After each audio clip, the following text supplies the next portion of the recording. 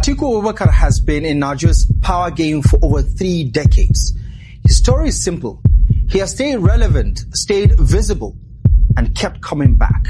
But 2027 will test how far persistence can go against time, public mood, and stronger rivals. Atiku Abubakar started out in the Nigeria Customs Service before moving into business, where he built wealth and influence. His political break came in 1999 when he won the Adamawa governorship election, but was quickly tapped by Olusegun Obasanjo as running mate. For 8 years as vice president, Atiku sat at the center of power.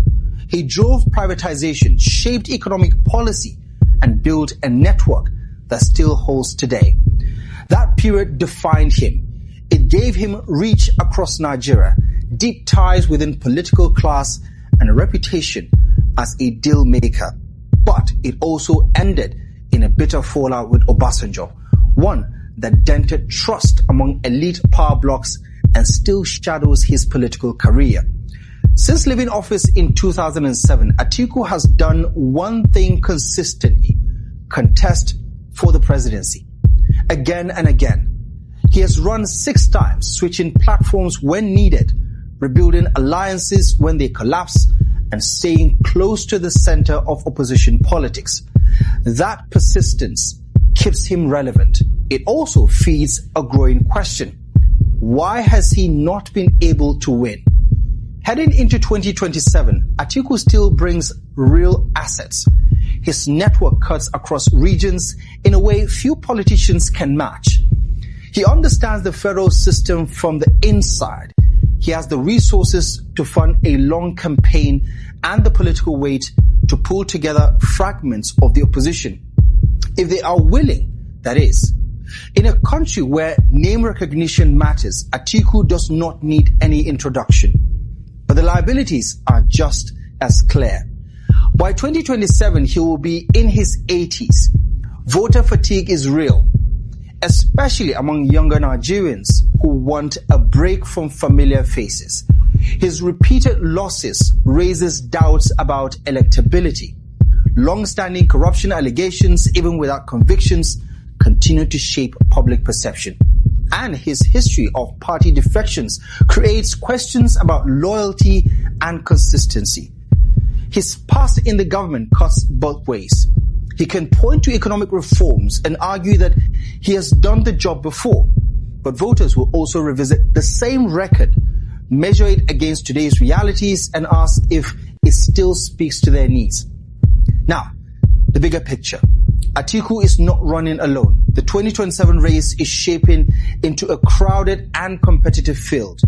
Against Bola Ahmed Tinubu, the incumbent, Atiku faces a different kind of opponent.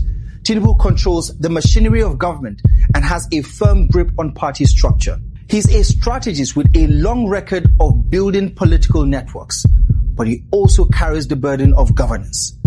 Economic hardship, inflation, and public frustration could weaken him. That opens a window for challengers like Atiku, if they can organize effectively. Then there's Peter Obi. Obi represents a different energy. He draws strong support from young voters and urban middle-class Nigerians who are tired of the old guard.